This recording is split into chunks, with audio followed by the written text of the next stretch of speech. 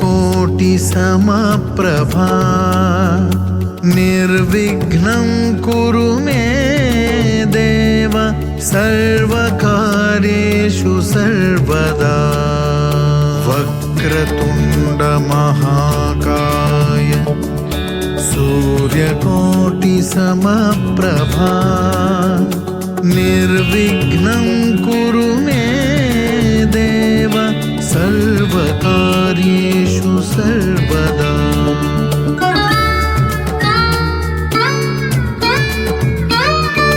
वक्रतुण्डमहाकाय सूर्यकोटिसमप्रभा निर्विघ्नं कुरु मे देव सर्वकार्येषु सर्वदा। स्वागतम स्वागतम सुस्वागतम। मी अनंत टोपे, मी संजीवनी टोपे। दोघांनी मिळून यावर्षीच्या 2025च्या गणपती बाप्पाच्या सेलिब्रेशन्समध्ये खूप खूप गमती जमती आणलेल्या आहेत। त्या गमती जमती, आमची थीम यंदाची, याबद्दलची सर्वस्वी माहिती तुम्हाला संजीवनी देईलच। आय एम शुअर की तुम्ही खूप खूप एन्जॉय कराल आणि इतरांना पण सांगाल की आमचा चॅनल बघा आणि एन्जॉय करा। तर ह्या वर्षीचा विषय आहे विज्ञान आणि तंत्रज्ञानातील नवनवीन शोध, त्यातून होणारी प्रगती आणि वैश्विक शांतता। मानव हा तर खूपच शोधक वृत्तीचा, त्यामुळे अनेक शोध लावले आणि आपलं जीवन चांगलं करण्याचा त्याने प्रयत्न केला।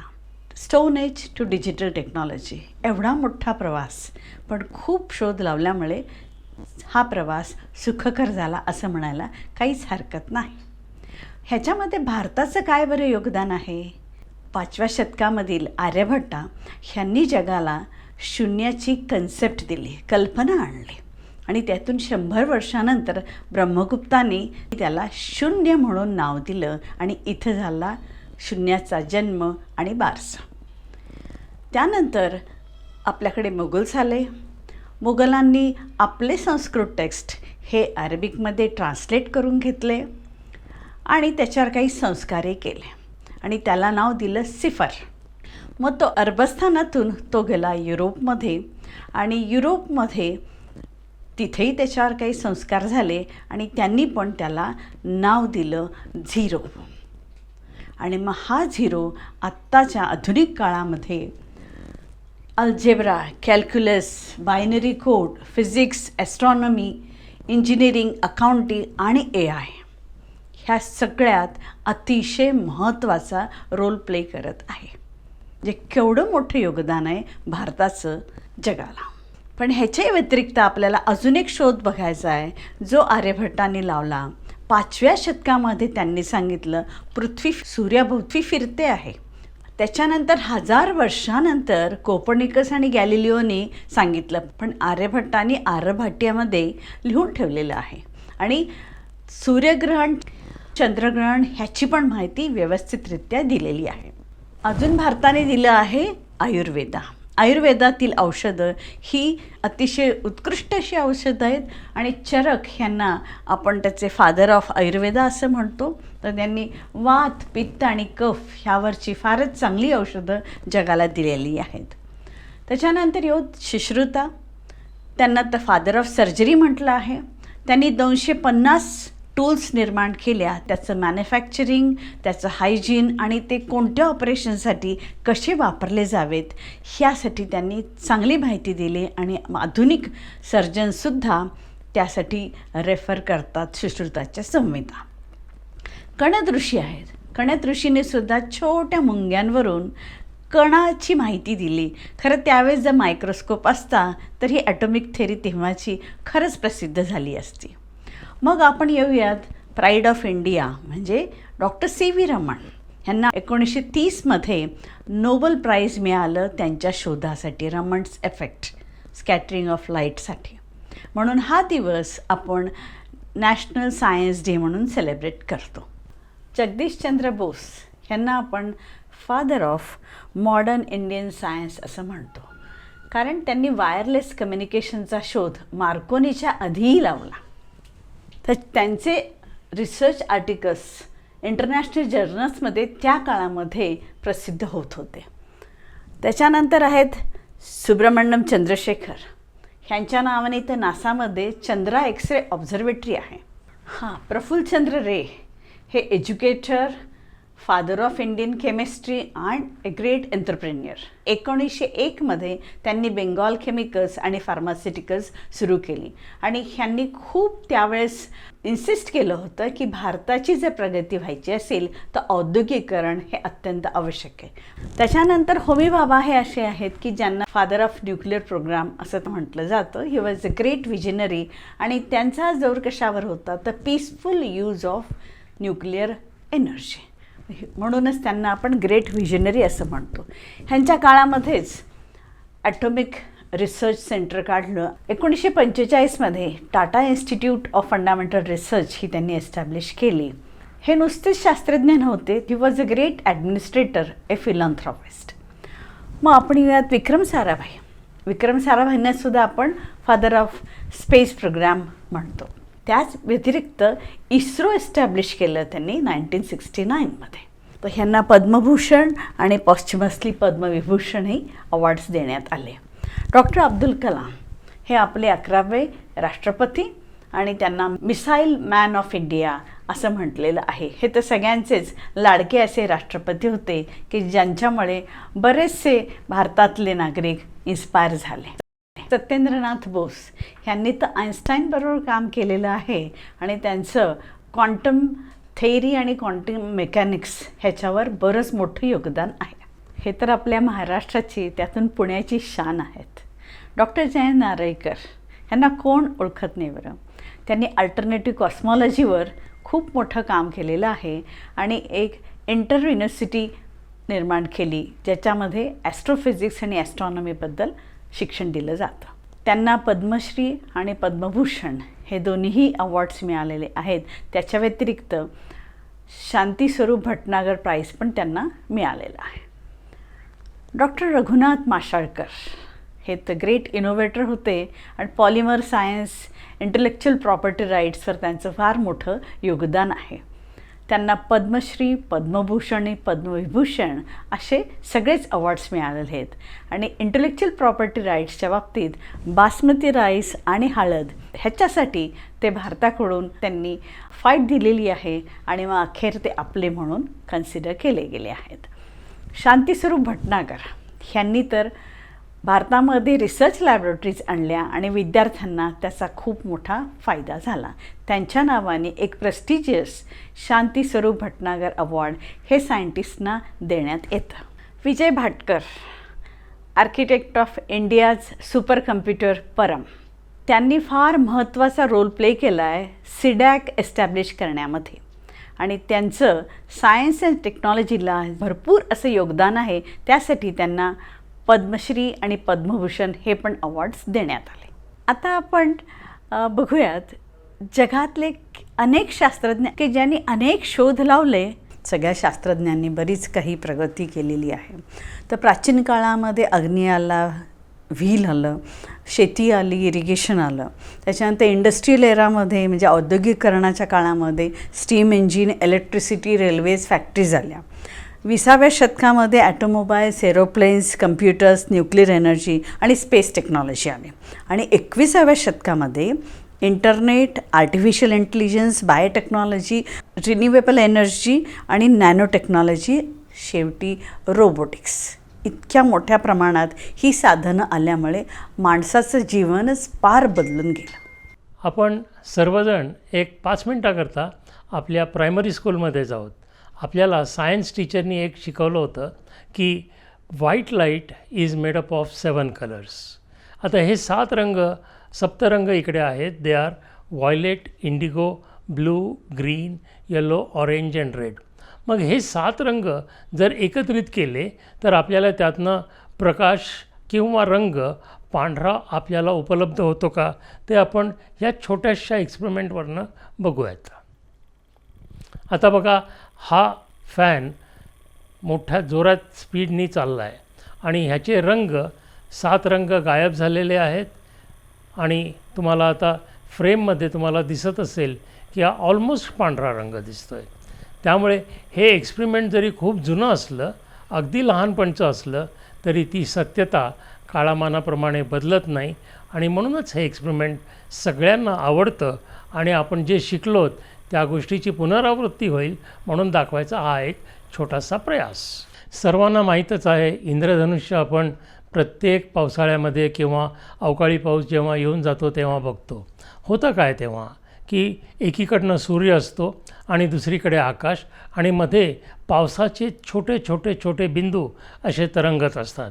सूर्यप्रकाश जेव्हा या बिंदूंमधनं पास होतो त्यांचं स्प्लिटिंग होतं 7 कलर्समध्ये आणि आकाश हे एखाद्या स्क्रीनसारखं काम करतं आणि सप्तरंगी म्हणजे हेच रंग violet, Indigo, blue, green, yellow, orange and red आपल्याला आकाशरूपी पडद्यावरती बघायला मिळतं. आहे की नाही मज्जा? तेच एक्सपेरिमेंट आपण उलट्या दृष्टीने बघितलं तेव्हा 7 रंग एकत्रित झाले तर सूर्यप्रकाश तयार होतो आहे. That's it. Hope you have enjoyed it. तुम्हाला आश्चर्य वाटेल, माझ्या हातात सध्या काय आहे? काहीतरी रंगबिरंगी एकमेकांच्या अवतीभोवती फिरणारे 2 सळ्या आहेत. पण या 2 सळ्या नुसत्या सळ्या नसून या डबल हेलिक्स ह्या प्रकारामध्ये आपल्याला बघायला मिळतील. हे आहे आपलं जीवन. हे आहे आपला DNA मॉलिक्यूल ज्याला आपण डिऑक्सी रायबोज न्यूक्लिक ॲसिड म्हणतो. म्हणजे थोडक्यात आपल्या शरीरामध्ये जवळजवळ 3 ट्रिलियन पेशी आहेत, सेल्स आहेत. सेलमध्ये सायटोप्लाझम आला, सायटोप्लाझममध्ये न्यूक्लियस आला, न्यूक्लियसच्या आत क्रोमोझोम्स आले, क्रोमोझोम्सवरती जीन्स आले आणि जीन्सवरती आहेत काय तर आपले DNA डिऑक्सी रायबोज न्यूक्लिक ॲसिड. ह्याच्यात बघाल तुम्ही 4 रंग दिसत आहेत. म्हणजे DNA याचे 4 भाग आहेत. त्या 4 भागांमध्ये आपल्याला सिक्वेन्स कसा आहे, एक्झॅक्टली एकसारखा सिक्वेन्स कुठेच नाही आहे आणि म्हणूनच आपल्या प्रत्येक माणसाच्या DNAमध्ये तर आहेच आहे, पण त्या सिक्वेन्सिंगमध्ये फरक आहे आणि त्यामुळे आपली ओळख ही एक वेगळी आहे, इंडिपेंडंट आहे आणि इट इज नॉट ओव्हरलॅपिंग. पण आपण बघतो की एखाद्या घरामध्ये अरे हा ह्यांचा मुलगा नाही का किती एकसारखा दिसतो, कारण DNA सिक्वेन्सिंग त्यांचा जवळपास मिळता जुळता असतो, दो नॉट एक्झॅक्टली. आता एक थोडंसं वाईट पण एक उदाहरणार्थ पर्पज मी सांगतो की एअर इंडियाचा जो ॲक्सिडेंट झाला आपल्या अहमदाबाद एअरपोर्टवरती थोड्या दिवसापूर्वी, तिथे काही अनफॉर्च्युनेटली बरीचशी माणसं जळून खाक झाली आणि मग त्यांच्या फॅमिली मेंबर्सना त्यांच्या बॉडीज आयडेंटिफाय करायला त्रास झाला. मग ह्यावेळेस DNA सिक्वेन्सिंग हा भाग त्यांच्या सायंटिस्टच्या मदतीने त्यांनी ओळखून घेतला. त्या मृत व्यक्तीचा DNA आणि जिवंत असलेली जी क्लेम करणारी आहे बॉडी त्या व्यक्तीचा DNA त्यांनी मॅच केला. जिथे मॅच झाला त्या फॅमिलीला ती बॉडी दिली, जिथे मॅच झाला नाही मॅच करून त्यांच्या हातात दिली. त्यामुळे DNA हे आपल्या जीवनाचं एक सर्वात मोठं फाइंडिंग आहे आणि हे फाइंडिंग वॅटसन अँड क्रिक ह्या 2 सायंटिस्टनी बऱ्याच वर्षापूर्वी केलं आणि त्याच्यामध्ये आपल्या एका भारतीय शास्त्रज्ञाचा डॉक्टर हरगोबिंद खुराना यांचं पण खूप मोठं योगदान आहे. डार्विनने तर एव्होल्युशन थेअरी आणल्यामुळं ह्या सगळ्या गोष्टी आल्या आणि आपल्याकडे वॅक्सिन्स आल्यानंतर आपल्या मुलांच्या तब्येती खूपच सुधारल्या. त्याच्यानंतर अँटीबायोटिक्स आणले. हे वर्ष आंतरराष्ट्रीय वर्ष क्वांटम सायन्स आणि टेक्नॉलॉजी म्हणून जाहीर केलं गेलेलं आहे. ह्यामध्ये आंतरराष्ट्रीय स्तरावरील बऱ्याचशा शास्त्रज्ञांचं ह्या क्षेत्रातील बरंच मोठं योगदान आहे आणि त्यामुळे संपूर्ण जगामध्ये रॉकेट्स आले, मिसाईल्स आले, सॅटेलाईट आले. आपल्या भारतीय शास्त्रज्ञांचं सुद्धा बरंचसं योगदान आहे. आपण खूप भाग्यवान आहोत की आपल्याकडे विज्ञानाला भरपूर महत्त्व दिलं गेलं आणि म्हणून ह्या शास्त्रज्ञांनी खूप प्रयत्न केले आणि आपल्याला खूप चांगलं जीवन दिलं आणि ही टेक्नॉलॉजी आपल्याकडे पण आणली गेली. तर आता आपण बघूया जिओ स्टेशनरी सॅटेलाईट हे त्याच्यातूनच आलेलं आहे. जिओ स्टेशनरी सॅटेलाईट म्हणजे पृथ्वीबरोबरच 3 सॅटेलाईट्स फिरत आहेत. ते पृथ्वीच्याच स्पीडने फिरत आहेत म्हणून आपल्याला जाणवत नाही ते फिरत आहेत म्हणून. पण त्याचा काय फायदा आहे बरं? त्याच्यामुळे आपल्याला 400-500 चॅनल्स जे टी व्हीवर दिसतात ते केवळ ह्या सॅटेलाईटमुळे म्हणजे कम्युनिकेशन आलं, त्याच्यानंतर वेदर फोरकास्ट आलं, नॅव्हिगेशन आलं आणि स्पेसमधील एक्सप्लोरेशन आलं. अशी ही उत्कृष्ट अशी टेक्नॉलॉजी सर्वांकडे आलेली आहे. अशा ह्या तंत्रज्ञानाचा विकास भरपूर झपाट्याने झालेला आहे. तर आपल्याकडे रितू करिधाल ह्यांनी मिशन मंगलयान हे हाती घेतलं होतं आणि ते खूप यशस्वी करून दाखवलं. चंद्रयान-2 आणि चंद्रयान-3सुद्धा त्यांनी लीड केलं, म्हणून आपण त्याच्यात यशस्वी झालो. डॉक्टर टेसी थॉमस ह्यांना आपण अग्निपुत्रीच म्हणतो. अग्नी 3, 4, 5 हे त्यांनी लीड केलं आणि त्यात आपल्याला भरपूर यश आलं. अशा प्रकारे इतक्या मोठ्या प्रमाणात टेक्नॉलॉजीची प्रगती झाली आहे की आपण म्हणत अजून काही 25 वर्षाने अंतराळातच आमचे काही हौशी लोक गणपती बाप्पाचं सेलिब्रेशन करतील. एलॉन मस्कने स्पेसएक्स ही कंपनी आणली आणि त्यानंतर जवळजवळ 100 कंपनीज तरी आलेले असतील आणि आता स्पेस टुरिझम हे वाढीस लागलेलं आहे. तंत्रज्ञानात बरीच प्रगती झाली असं आपण म्हणतो, पण तरी त्याच्या आधी आपण रिन्युएबल एनर्जीचा थोडक्यात विचार करूयात. भारतामध्ये फार मोठ्या प्रमाणामध्ये सोलार एनर्जी अवेलेबल आहे, त्याचबरोबर विंड एनर्जी पण अवेलेबल आहे आणि त्याचा उपयोग आपल्या खेड्यांसाठी करून घेण्याचा भरपूर प्रयत्न चालू आहे. न्यूक्लिअर एनर्जी खूप गंमतशीर आहे. तिचे 2 फॉर्म्स आहेत. एक फॉर्म आहे चांगल्या पर्पज करता, जिथे आपण यूज करतो, आणि दुसरा फॉर्म आहे डिस्ट्रक्टिव्ह पर्पज करता, की ज्याच्यामुळे आज अख्ख्या जगाला खूप मोठ्या प्रमाणात त्याची काळजी आहे. पण मग ही जर एनर्जी वेगळी वेगळी असेल तर मग हिच्या मेकॅनिझमसुद्धा वेगळ्या वेगळ्या असतील. पहिली एनर्जी म्हणजे जीच उपयुक्त आपल्याला ठरू शकलेली आहे ती आहे फ्युजन एनर्जी, आणि त्याची मेकॅनिझम ऑफ रिॲक्शन आहे फ्युजन, की जिथे 2 अणू एकमेकांच्या जवळ जवळ जवळ जबरदस्तीने आणले जातात आणि त्या दरम्यान जी एनर्जी फोर्स ऑफ रिपल्शनमधनं तयार होती ती कॅप्चर केली जाते आणि त्याचं रूपांतर थोडक्यात सांगायचं म्हणजे इलेक्ट्रिसिटीमध्ये होतं. आणि आज जगामध्ये ऑलमोस्ट प्रत्येक देशामध्ये जवळपास अशा प्रकारची इलेक्ट्रिसिटी तयार केली जाते. एक ब्रँच ऑफ मेडिसिन आहे ज्याला आपण न्यूक्लिअर मेडिसिन म्हणतो. या न्यूक्लिअर एनर्जीचा आधार बरेचसे रोग आयडेंटिफाय करण्याकरता होतो आणि त्याप्रमाणे त्या पेशंट्सचे इलाज होतात. पण त्याच्या विरुद्ध आहे फिशन एनर्जी. नावाप्रमाणेच फ्युजन एनर्जी म्हणजे कोणीतरी जवळ येतं आहे, फ्यूज होत आहेत, आणि फिशन म्हणजे ज्यांचं स्प्लिट होतं आहे. जेव्हा एक अणू स्प्लिट होतो तो दुसऱ्या अणूंना जाऊन तो पुन्हा फोडतो आणि त्याप्रमाणे एक चेन रिॲक्शन होती आणि त्या चेन रिॲक्शनमधनं खूप मोठ्या प्रमाणात आपल्याला एनर्जी आणि त्याच्यापासून होणारं डिस्ट्रक्शन बघायला मिळतं. 1945मध्ये या फिशन एनर्जीचा पहिल्यांदा वॉरमध्ये जो उपयोग झाला, जिथे अमेरिकेने हिरोशिमा आणि नागासाकी जापानमध्ये हे अण्वस्त्र सोडले आणि त्याच्यापासनं भयानक प्रमाणात मनुष्यहानी झाली आणि त्याचे रेडिएशनचे दुष्परिणाम बरेच वर्ष अजूनही बघायला मिळत आहेत. त्यामुळे ह्या डिस्ट्रक्टिव्ह एनर्जीचा उपयोग करू नये कोणी, आणि कमीत कमी वापर व्हावा किंवा वापर होऊच नये. मग आपण येऊयात न्यूक्लिअर एनर्जीवर. आता 200 जवळजवळ देश आहेत जगामध्ये किंवा त्याच्यापेक्षा अधिकही असतील. त्यातले 193 देश हे युनायटेड नेशन्स ऑर्गनायझेशनचे सदस्य आहेत. त्यातल्या केवळ 9 देशांमध्ये न्यूक्लिअर वेपन्स आहेत. कारण सुरुवात अमेरिकेने केली, मग रशियाला भीती वाटली, इन्सेक्युअर झालं रशिया, म्हणून रशियाने सुरुवात केली. मग UK, France, China, Bharat, Pakistan, north Korea आणि इस्रायल ह्या जवळजवळ 9 देशांमध्ये भरपूर रेलचेलच झाली ह्या न्यूक्लिअर वेपन्सची आणि इतक्या मोठ्या प्रमाणात वाढवून ठेवले, ह्याचं स्टोरेज झालं की अखेर ॲटॉमिक सायंटिस्ट काळजी करायला लागले. कारण ह्या देशांना परवडू दे किंवा न परवडू दे तरीसुद्धा ह्यांनी हे वेपन्स आणले आणि मग ॲटॉमिक सायंटिस्ट ह्यासाठी काळजी करायला की ह्याचं जर स्टोरेज झालं आणि त्यातलं जरी थोडंफार लीक झालं तर ते फारच धोकादायक आहे.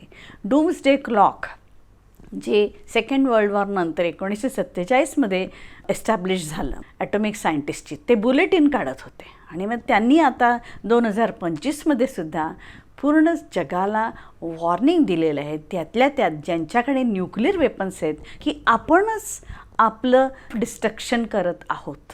They are like physicians. जसं फिजिशियन्स आपल्याला काय झाले हे ओळखून आपल्याला औषध देतात, तसं त्याचे काही पॅरामीटर्स डिसाईड करून ॲटॉमिक सायंटिस्ट, आणि हे एका देशातले नाही आहेत, साऱ्या जगातले मिळून त्यांची ती टीम आहे. म्हणजे आपले समुद्र किती ॲसिडिक झालेले आहेत, क्लायमेट कसं चेंज होतं आहे, ह्यामुळे आपल्या पृथ्वीला कसा धोका आहे ते आपल्याला सांगत आहेत. इतकंच काय, ज्यांच्याकडे न्यूक्लिअर वेपन्स नाहीत त्यांनी पण ह्याच्यावर ऑब्जेक्शन घेतलं आहे, कारण ह्या न्यूक्लिअर वेपन्समुळे त्यांना पण धोका आहे. ज्यांच्याकडे वेपन्स आहेत त्यांनाच धोका आहे असं नाही, साऱ्या पृथ्वीला धोका आहे. आणि म्हणून इतर सर्व देशांनीसुद्धा स्टॉकहोम ह्या ठिकाणी एक कॉन्फरन्स बोलावली आणि तेथे त्यांनी ह्यातले स्पेशली 3 पिलर्स आहेत: non proliferation, डिसआर्मामेंट and peaceful nuclear use. ह्यासाठी त्यांचा भरपूर ह्या कॉन्फरन्समध्ये जोर होता. आता का बरं आपल्याला इतकी जास्ती भीती वाटते आहे? न्यूक्लिअर वेपन्स आलेत, आधी पण युद्ध होत होते, पण आता टेक्नॉलॉजी म्हणजे आपला जो विषय आहे आजचा, तंत्रज्ञानातील प्रगती, ह्या प्रगतीमुळे अजून एक गोष्ट काय आली, कृत्रिम बुद्धिमत्ता आणि रोबोट्स. ह्या जसं माणसाचं एव्होल्युशन झालं तसं कृत्रिम बुद्धिमत्तेचं सुद्धा एव्होल्युशन होत गेलं. पाहता पाहता आपल्या सर्वांच्या घरामध्ये अलेक्सा आली, सिरी आलं, ChatGPT आलं, गुगल मॅप्स आले, आपले स्मार्ट वॉचेस आले, स्मार्टफोन्स आले. आपण ॲमेझॉनवर एखादी गोष्ट विकत घेतली तर आपल्याला लगेच मेसेज येतो, म्हणजे तिथेही कृत्रिम बुद्धिमत्ता काम करते. मग आता बघूयात रोबोट्स, जे अनेक फॅक्टरीजमध्ये एक मोठ्या मोठ्या प्रमाणात काम करत आहेत, एफिशियन्सी त्यांच्यामुळे आलेली आहे. छोटे छोटे झुरळासारखे रोबोट्स पण आहेत, जे अतिशय कानाकोपऱ्यातून स्वच्छता पण करत आहेत. आता मोठमोठ्या हॉस्पिटल्समधून रोबोट्स ऑपरेशन करत आहेत. वेट्रेसेस बनून हॉटेल्समधून त्या पण येत आहेत. ड्रायव्हरलेस कार्स आलेले आहेत. आपण नुकतंच यूज केलेलं डिफेन्समधले ड्रोन्स, अगदी परफेक्ट ॲक्युरसी असलेले. म्हणजे इतकं तंत्रज्ञान आपलं पुढे गेलेलं आहे. पूर्वी होत होते अशी युद्ध, ह्या सगळ्यांना युद्ध सुरू करण्यासाठी परवानगी लागत होती. पण आता जर ह्या रोबोट्सना प्रोग्रॅम केलं असेल तर एखादं जरी मिसाईल आलं असं त्यांना वाटलं तर ते 10 पटीनं मिसाईल्स पाठवतील. पण अर्थात ही चूक पण असू शकते. 1983मध्ये ही घटना घडली रशियामध्ये. त्यांच्या सिस्टममध्ये दाखवलं गेलं की मिसाईल्स आलेत अमेरिकेहून, पण तिथल्या डिफेन्स एक्सपर्टनी ताबडतोब ते ओळखलं की ही काहीतरी तंत्रज्ञानातील चूक आहे, आणि म्हणून त्यांनी सगळ्या सिस्टम्स लगेच ऑफ केल्या. जी किती पॉझिटिव्ह गोष्ट आहे की नाही. म्हणजे सर्व काही आपल्यावर अवलंबून आहे. म्हणजेच काय, आपली ही एथिकल रेस्पॉन्सिबिलिटी आहे, कसं तंत्रज्ञान आपण वापरायचं हे. आपण कोणताही लेख वाचताना किंवा कोणती माहिती आपण जेव्हा घेतो सिस्टमवर, तेव्हा आपल्याला एक डिस्क्लेमर येतं, subject to the error of AI. म्हणजेच ती माहिती जरी किती बरोबर असली तरी त्याच्यामध्ये चूक असू शकते. आणि पूर्वीसारखे आता युद्ध राहिलेच नाही आहेत. जर युद्ध झालंच तर एका खोलीमध्ये बसून बटन दाबलं की युद्ध होईल, रोबोट जाऊन युद्ध करतील, म्हणजे अशी आग होईल किंवा असा जाळ येईल आणि सर्व पृथ्वीचा नाश पण होऊ शकतो. म्हणून ह्या तंत्रज्ञानाचा उपयोग आपल्या चांगल्यासाठी कसा करून घ्यायचा ही आपली सर्वांची नैतिक जबाबदारी आहे. आंतरराष्ट्रीय स्तरावर बऱ्याचशा संस्था ह्यासाठी काम करत आहेत, कारण लोकांना तर काळजी आहेच आहे. मग आपलं युनायटेड नेशन्स ऑर्गनायझेशनचं जनरल असेंब्ली आहे, सिक्युरिटी काउन्सिल आहे, ह्यातले सदस्यसुद्धा ह्याच्याबद्दल विचारविनिमय करतातच आहेत. कसे शांत बसतील बरं, कारण कुठेतरी मनात ही भीती आहेच आहे ना. ह्यासाठी स्वित्झर्लंडच्या जिनेवामध्ये बऱ्याचशा संस्था आहेत आणि त्या खऱ्या प्रकारे काम करत आहेत. त्या एकत्र येतात, ह्याच्यावर चर्चा करतात आणि काम करतात. डॅव्होसमध्ये इंटरनॅशनल मॉनिटरी फंडसुद्धा त्यांच्या मीटिंग सुरू करताना वैश्विक शांततेचा विचार करतात. कारण जोपर्यंत गरिबी कमी होणार नाही, जोपर्यंत अन्याय कमी होणार नाही, जोपर्यंत हिंसा कमी होणार नाही, तोपर्यंत शांतता कशी येईल. मग ह्यासाठी काय केलं पाहिजे ह्याच्यावर सुद्धा उपाययोजना भरपूर मोठ्या प्रमाणात आखल्या गेलेल्या आहेत. ह्यातलीच एक महत्त्वाची संस्था अजून एक म्हणजे international atomic energy agency. Atoms for peace असं त्यांचं स्लोगन आहे. ह्यांनी तर न्यूक्लिअर डिसआर्मामेंटवर बरंच काम केलेलं आहे. कारण ह्याच काळामध्ये international physicians for prevention of nuclear weapons ही संस्था निघाली. जगातल्या सर्व डॉक्टरांनी एकत्र येऊन ह्या न्यूक्लिअर वेपन्सचा माणसाच्या तब्येतीवर काय परिणाम होतो आहे आणि म्हणून त्या कशा बॅन झाल्या पाहिजेत ह्याच्यावर भरपूर काम केलं.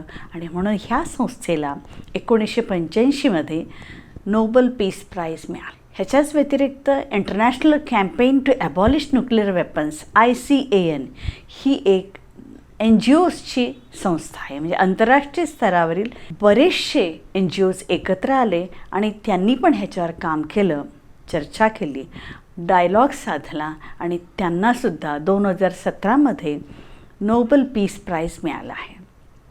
ह्याच्यातूनच नॉर्मंडी मॅनिफेस्टो हा जो निर्माण झालेला आहे 2019मध्ये, म्हणजे 1955मध्ये बर्ट्रँड रसेल आणि आईन्स्टाईन ह्यांनी जो मॅनिफेस्टो तयार केला होता त्याचाच थोडक्यात हा रिमेक आहे. पण ह्या मॅनिफेस्टोमध्ये सुद्धा आज जगाच्या कल्याणाचीच भाषा बोलली आहे आणि हे सगळे नोबल पीस प्राईज विनर्स आहेत. त्यांनी याच्यावर सह्या केली आहे, त्यांनी अडॉप्ट केला आहे आणि त्यांच्यामुळे त्यांनी जे सोल्युशन्स काढले त्याच्यामधलं एक महत्त्वाचं सोल्युशन म्हणजे नदीचं पाणी हे जेव्हा एकापेक्षा अनेक देशांमध्ये डिवाईड केलेलं आहे किंवा वाहतं आहे, तर ह्या सर्व देशांनी जर एकजुटीने काम केलं, एकोप्याने राहिले, गुणागोविंदाने त्या पाण्याचा उपयोग केला तर भांडणं कशाला होतील, स्पर्धा कशाला होईल. तर ह्याच्यामधलं एक बेस्ट एक्झाम्पल आहे सेनेगल. सेनेगल नदी जी 4 देशांमधून वाहते, मॉरिटानिया, माली, गांभा आणि सेनेगल. आणि हे 4 देश खरंच पाणी अतिशय जपून वापरतात, एकमेकाला विचारून धरणं बांधतात आणि कुठेही भांडण होत नाही. आणि म्हणून ह्यांनाच ह्या वॉटर डिप्लोमसीचं अध्यक्ष बनवलं आणि ते इतर देशामध्ये जात आहेत. कारण 296 अशा नद्या आहेत त्या एकापेक्षा अनेक देशांमधून वाहत आहेत आणि 40 असे सरोवर आहेत जे एकापेक्षा अनेक देशातून वाहत आहेत. मग ह्यांनी काय काय काम केलं तर नाईल नदी ही 10 देशातून वाहते, तिथेही त्यांच्याबरोबरही चर्चा झाली आहे. युफ्रेटस नदी ही 3 देशातून म्हणजे टर्की, सिरिया आणि इराक ह्यातून वाहते. त्याच्यानंतर डॅन्यूब रिव्हर जी युरोपमध्ये आहे, अतिशय मोठी नदी आहे, ही सुद्धा बऱ्याच देशांमधून वाहते. तर इथेही प्रयत्न चालू आहे. तर नद्या आहेत, सरोवर आहेत. मग तिसरं काय बरं? तिसरं आहे इंटरनॅशनल स्पेस स्टेशन. म्हणजे हे वर्ष कोलॅबरेशन इयर म्हणून कोलॅबरेशन इयर म्हणून सुद्धा म्हटलं गेलेलं आहे. मग ह्यामध्ये तर इंटरनॅशनल स्पेस स्टेशन आलंच, सर्वांनी एकमेकाला सहकार्य केलं आहे आणि हे स्टेशन तयार झालेलं आहे. ह्याचा फायदा सगळेजण घेत आहेत. आपण म्हणतो इस्रोनी इथं सॅटेलाईट पाठवलं, हे काम इथं रॉकेट पाठवलं, पण ह्या सगळ्या करण्याच्या मागे आपण नासाची पण मदत घेतली आहे, रशियाची घेतली, UKची, फ्रान्सची आणि जपानची मदत घेतली आहे. ही सगळी धडपड कशासाठी चालू आहे? आपल्याला ग्लोबल पीस म्हणजे वैश्विक शांतता पाहिजे. वैश्विक शांतता ही कशासाठी पाहिजे? शांतता आपल्या सर्वांच्या जीवनात आवश्यक आहे पुढे पडण्यासाठी. जर आपल्या वैयक्तिक जीवनामध्ये शांतता नसेल तर खरंच आपलं मन शांत नसतं, मेंटल वेलबिंग नसतं आणि आपण बरंच काही करू शकत नाही खऱ्या अर्थाने. पण जर शांतता असेल तर आपण बरंच पुढे जाऊ शकतो, बरंचसं काही आपल्या हातून कार्य घडतं. त्याचप्रमाणे देशादेशातील नातं हे जर चांगलं असेल तर वैश्विक शांतता मिळवायला काहीच वेळ लागणार नाही. ही कशा पद्धतीने मिळवू शकूत आपण? त्यासाठी सुसंवाद साधला पाहिजे, एकमेकांशी बोलणी झाली पाहिजेत, एकमेकांना समजून घेतलं पाहिजे. म्हणजेच एम्पथी खऱ्या अर्थाने लहानपणापासून शिकवली गेली पाहिजे. आणि सहकार्याने कसं राहायचं हेही जर शिकवलं गेलं तर खूप मोठ्या प्रमाणात ह्याचा फायदा होईल आणि एकमेकाचं कल्चरल अंडरस्टँडिंग वाढेल आणि आपण एकमेकाला सहकार्य देऊ. म्हणूनच आपल्याकडे ज्ञानेश्वरांनी खूप पूर्वी आपल्याला सांगून ठेवलेलं आहे, 750 वर्षापूर्वी की त्यांचे अमृतानुभवमधले अनेक अभंग आहेत. त्यांनी न्याय, समता आणि सन्मान, शांततेसाठी किती आवश्यक आहे ह्याचं महत्त्व आपल्याला पटवून दिलं आहे. त्यांचं पसायदान तर सर्वांनाच माहिती आहे. Alexa sing Pasaydan. Pasaidan by Lata Mangeshkar, Hridaynath Mangeshkar, and Sant Gyaneshwar on Amazon Music.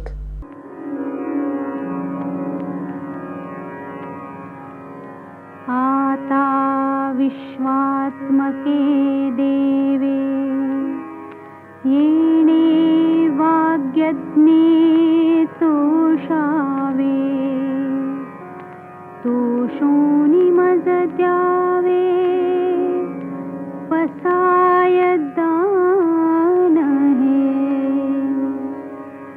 जे खळांची व्यंकटी सांडो तया सत्कर्मी रतिवाढ भूता परस्परे पडो मैत्र जीवांचे दुरिताचे तिमिर जाओ विश्वस्वधर्म सूर्ये पाहो जो देवांशील तो तेलाह प्राणी जात. Alexa stop. जर खऱ्या अर्थाने आपण ज्ञानेश्वरांचं तत्त्वज्ञान जर आचरणात आणलं, मुलांना ह्या पसायदानचा अर्थ समजावून सांगितला, तर आपण वसुधैव कुटुंबकम असं जीवन जगूयात आणि आपण सगळं जग म्हणजे एक कुटुंब एकोप्याने आनंदाने राहू शकू. आणि म्हणूयात आपल्या बाप्पाने जर ह्या सर्वांना सद्बुद्धी दिली तर युद्ध होणारच नाही. आपण सगळेच खूप एकोप्याने राहूत, सहकार्याने राहूत आणि मग त्यावेळेस खरं सर्व शास्त्रज्ञांना श्रद्धांजली दिली असं आपण म्हणूयात. धन्यवाद.